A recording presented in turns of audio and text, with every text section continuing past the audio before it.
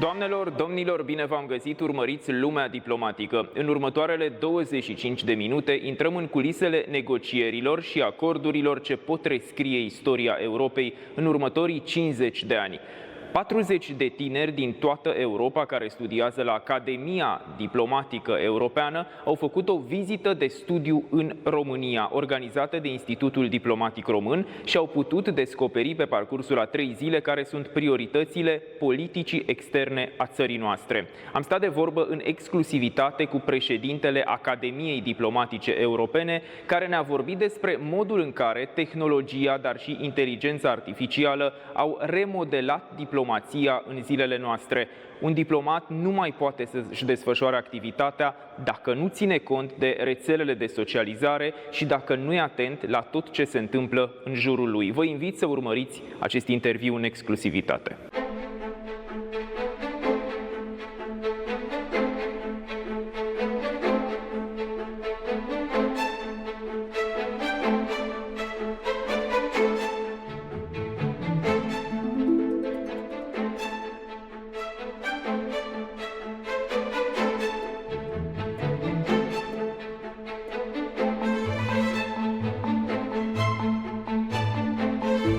Your Excellency, we are very honored to have you at Lumea Diplomatică. Welcome in Romania. Where is the European diplomacy today?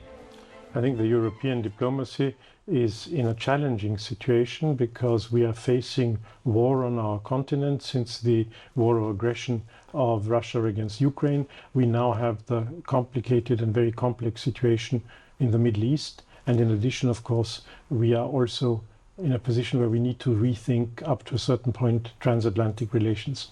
But for all of this, I think it is important that we work together in a European spirit, and that is clearly one of the priorities of the European Union Diplomatic Academy that I have the honor of leading. What means the European spirit? Working together in a common European interest, understanding that our fate is shared, that problems of our neighbors, of our European neighbors, are also our neighbors, and that if we don't solve certain problems together as Europeans, we will all be worse off afterwards. What skills and competencies are becoming essential for modern diplomats? Well, first of all, I think that modern diplomats need to have some of the qualities that diplomats always had, that is to say, in particular, a good knowledge of international relations, a good knowledge of politics, also an understanding of economic challenges and environmental challenges, which become more and more important in international relations, but they also have to be good networkers. Networkers, like lobbyists, they have to dedicate a very great part of their life to representing the interests of their country and their institutions, and they have to be able to work together. How could European Diplomatic Academy enhance the cohesion among European diplomats? The main purpose of the European Diplomatic Academy is to create a common European diplomatic culture and help in creating an esprit de corps européen, as in fact even the Council decision which created the Academy says. These are young people who will work sooner or later in Brussels, in my opinion, either for their member states in the permanent representations of these countries, or perhaps also in the External Action Service. And it's good that they get to know each other, that they get to know the challenges, that they get to know how to work in a European context. How has technology transformed diplomacy? Well, obviously, we're no longer in the times when you could sort of rely on something being communicated to your capital by mail in 3 weeks' time. Everything has become much faster, but the diplomats are challenged by this rapid speed, but they also have to become faster themselves. What kind of training do young diplomats need today compared to 14 years ago? Well, I think that, as I said, they have to have a better understanding of what you might call the soft skills of diplomacy. They have to understand how to network. They have to understand public media, and in particular also social media, and that's something that one can also train them in. It's all about social media now. It's so important in diplomacy. Well, I don't think that social media are the prime means of communication of diplomats, but I think that diplomats have to have an understanding what's going on there. I mean, in a situation where the President of the United States uses social media on a daily basis to announce very important political decisions, I think it's also important that diplomats are able to follow this and are able to react. Cei 40 de tineri diplomați provin din 16 țări membre ale Uniunii Europene, dar și din state care vizează să intre în marea familie europeană, precum Muntenegru, Ucraina și Republica Moldova. În cele 3 zile petrecute în țara noastră au aflat care e strategia României pentru perioada următoare, dar și cum sprijină țara noastră țările care își doresc să intre în Uniunea Europeană. Am stat de vorbă cu un tânăr diplomat estonian care ne-a povestit cum își propune să-și ajute țara în anii următori și cum va servi interesele Uniunii Europene.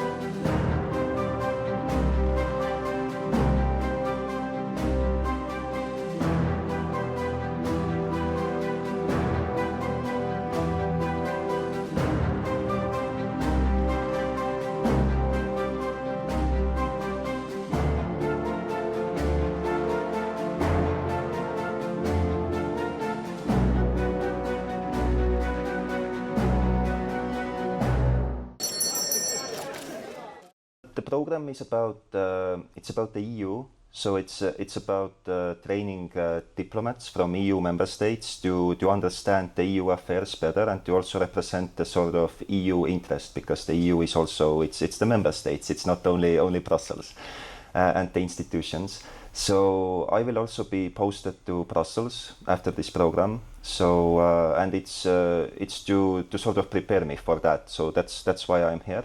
And the program, well, why we are in Bucharest today, it's a study visit to the Romanian Diplomatic Academy.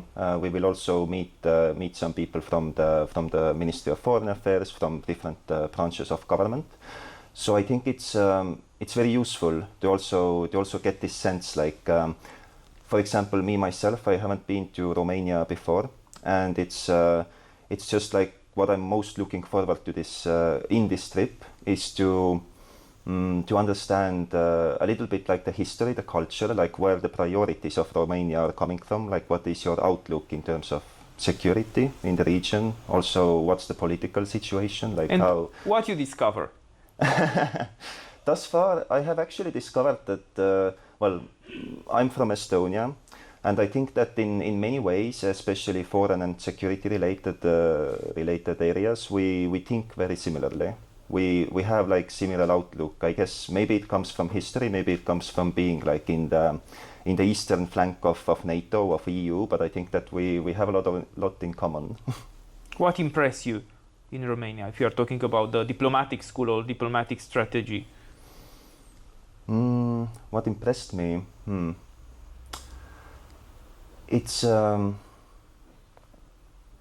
maybe the sort of very clear the very clear-eyed look to like because we were discussing yesterday that this is like the geographical area where you cannot really have you have to have your priorities straight. You have to understand like where you're situated and what's your position, and therefore what your priorities are. So I think this is again coming back to my previous point. This is something similar that we have. We are just like very very practical people. We are not afraid, but we are preparing for all kinds of events just to feel secure. So it's I think it's similar, and it's nice to see it here as well. I feel that that's something that we share. How do you see the role of a young diplomat in today's world? The world is changing. Yes, indeed. And I mean, the diplomat's role, like, if we think about what we usually see, like in foreign affairs, we see the big summits, we see leaders signing some important documents. So this is like the sort of visual component of that, but there's always so much work like in preparation of that. So before you can have this document, you have to coordinate like with everyone in your country, like different ministries, different institutions, different maybe companies, and also in another country. And it's even more complicated when there's many countries. So a young diplomat in today's world, I think we need to adjust to especially the developments in terms of communication and how things are managed. So everything is moving very fast, especially in the private sector side. So we need to keep pace with that. And I think that this is, it's not only young diplomats, it's also for older ones, but we all need to invest in that to be prepared for all the, to use all the different communication tools and to be on top of the news feed, so to say. How has, this is my next question, how has technology transformed diplomacy? I think some things have become more efficient. Like you can have a sort of direct channel, a direct chat, direct exchange of messages.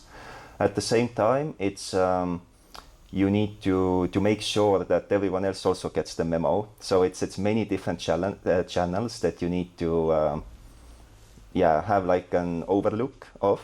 So I think it's a sort of multitasking job, maybe even more than it used to be before. I mean, it has always been, but maybe nowadays it's even more dynamic in that sense. What are the biggest challenges in European diplomacy today? I think that the EU, like we always have to be mindful that we are 27 countries, like 27 member states. We are not like 27 states in a federation. So we all have our own identity, our own history, very often our own language, our own outlook, and then somehow we need to come together. So it always takes time. And this brings me back again to my previous point that in today's world where some things are happening very fast, it's very dynamic, it can be challenging for the EU to react quickly enough to developments in foreign policy and also act decisively enough. So we need to work on that. Like I think that we are getting there slowly, but it's a natural process. The EU integration, it's not a fast thing. It's happening like bit by bit. So I think this is the main challenge. What about the social media? The diplomats are now on Instagram, on Facebook. We need these tools?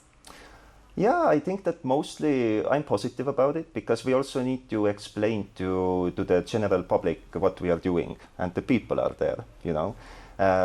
Most of us today have like those social media accounts, and I think it's important to be where the sort of discussion is happening or like where people can also sort of understand what you are doing, because this is also, I think it's the responsibility of anyone who is doing something, especially in the public sector, to make it as visible and understandable as possible for everyone to see like what the job is about or why do we need this. So I think it's a positive thing, and I see many colleagues investing into that. In social media? Yes. What will diplomacy look like in 20 years? You will not be so young in 20 years. I know. I hope that I will keep up with the developments, but honestly, I have no idea. Like looking at where we are today, I think it will be even more complex and moving even more fastly, or like even more quickly. So yeah, we'll see. We just need to. I think as diplomats, it's always important to stay on top of it in terms of your skills, to keep learning new things, because we are generalists. We are not specialists in any given topic. Maybe only a little bit of history and relations between countries. But other than that, for example, when I need to learn about the energy situation, the security situation, maybe the political situation of any country, then I read myself into it in a matter of maybe hours and days, you know, like I can only get like this overview that I can get at that time. And that's the thing, you need to learn constantly about very different things. The AI will change diplomacy? Can be useful, but I'm always very mindful that the AI can also make mistakes and very, how do I say, like, the ones that can be difficult to spot. So you have to be very mindful always when using it. Of course, I'm also using it mindfully, but I think that it's a tool. But you still need to be, above all, you need to be a knowledgeable and skillful person to do that. It's my last question. Where is EU today, and what do you think we have to change to ourselves to make Europe more stronger and resilient? I think we need to really contemplate on the decision making on the EU level, like how to make it faster and more effective. It's kind of tied to my previous point that if we want to react to global developments quickly enough as they are happening, then we also need to look at how we do things. And it's not an easy problem because, as I said, we are 27 different states. And on some issues, we also can have very different opinions within the EU, among those different states. But it's a work in progress. But I think that this is the main priority, to make EU decision-making more effective and faster. It's important to have friends as a diplomat? Of course. And it can almost be mixed sometimes, because you have people who are at the same time your friends and at the same time your colleagues, and one doesn't outrule the other. I mean, I sincerely consider many of my colleagues my friends, and we are very good friends. So yes, it is important. Same as countries, it's good to have friends. Pregătirea pentru intrarea în corpul diplomatic de elită al Uniunii Europene înseamnă pentru tinerii care își doresc o astfel de carieră 4 luni petrecute departe de familie într-un campus din Bruj, unde învață care sunt prioritățile Uniunii Europene, dar și că trebuie să acționeze ca un tot unitar pentru a apăra interesele strategice ale marii familii europene. În perioada pe care au petrecut-o la București, tinerii diplomați veniți din toată Europa au înțeles cât de important e ca statele membre să răspundă în mod unitar provocărilor de securitate din regiune. Reprezentanții Institutului Diplomatic s-au asigurat că în toată această perioadă diplomații români și cei veniți din mai multe state europene vor învăța cât mai mult unii de la ceilalți.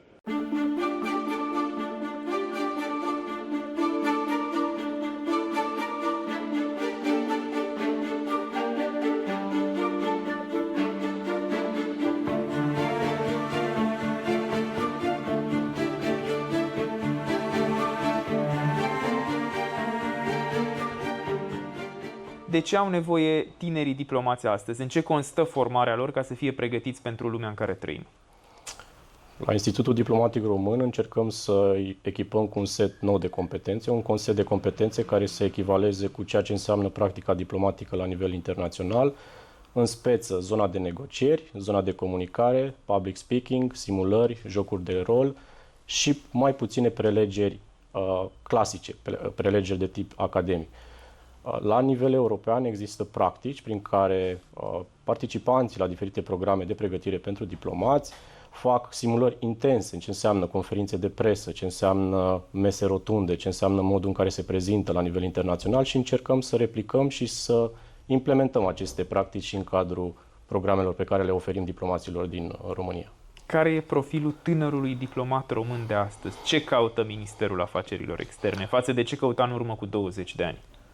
În primul rând, rămâne aceeași doleanță de a fi loial valorilor țării. Până la urmă, sunt funcționari, înalți funcționari ai statului român și reprezintă statul român, deci loialitatea față de statul român și față de cetățenii pe care îi servesc rămâne de bază. În schimb, s-au schimbat un pic din dorințele Ministerului în procesele de selecție. Se caută persoane energice, persoane care sunt capabile să exercite funcții sau să exercite diferite task-uri, să spunem multitasking, încearcă să găsească persoane care sunt flexibile, care sunt adaptabile, care sunt pregătite să interacționeze cu diferite medii, cu diferite culturi, care sunt capabile să meargă dincolo de rigiditatea clasică a diplomației tradiționale și încearcă să fie cât mai eficienți din punct de vedere al, să spunem, lucrurilor pe care trebuie, mandatelor pe care ei trebuie să le pună în practică. În ce constă evenimentul și această întâlnire între diplomați europeni organizată de dumneavoastră la București? Pentru noi este unul dintre cele mai importante momente ale anului. A fost un proces pe care l-am început undeva în luna ianuarie, deci suntem în luna mai, aproximativ 4 luni de zile s-a lucrat intens. A fost un proces competitiv, am avut și alți contracandidați la nivel european. Pentru fiecare cohort a European Diplomatic Academy, College of Europe și External Action Service, European External Action Service, fac un concurs în care statele membre aplică, iar programul sau agenda cea mai interesantă pentru cei care gestionează programul la nivel european sunt selectați pentru a organiza o vizită de studiu. Anul acesta, România a fost selectată să primească aproximativ 40 de diplomați din cadrul European Diplomatic Academy și European Diplomatic Program for Enlargement Region. Din ce țări sunt ei? Sunt din aproximativ 16 țări membre ale Uniunii Europene. Sunt 6 membri care fac parte din staffurile instituțiilor europene, la care se adaugă de asemenea participanți din state care sunt, să spunem, candidate states, state care sunt în proces de aderare la Uniunea Europeană. Avem participanți din, spre exemplu, din Muntenegru, din Republica Moldova, din Ucraina și așa mai departe. Ce înseamnă acest proiect pentru noi, ce înseamnă să dezvoltăm acest proiect? Înseamnă să mergem în linie cu ceea ce își dorește Serviciul European de Acțiune Externă și anume crearea unui spirit al corpului, să spunem, esprit de corp. Esprit de corp înseamnă, practic, este fundamentul întregii Academii Diplomatice Europene. Timp de aproximativ 5 luni de zile, ei trăiesc într-un residential format, trăiesc împreună la Bruj și au tot felul de activități la instituțiile europene care au sediul la Bruxelles și ulterior fac și aceste vizite de studiu.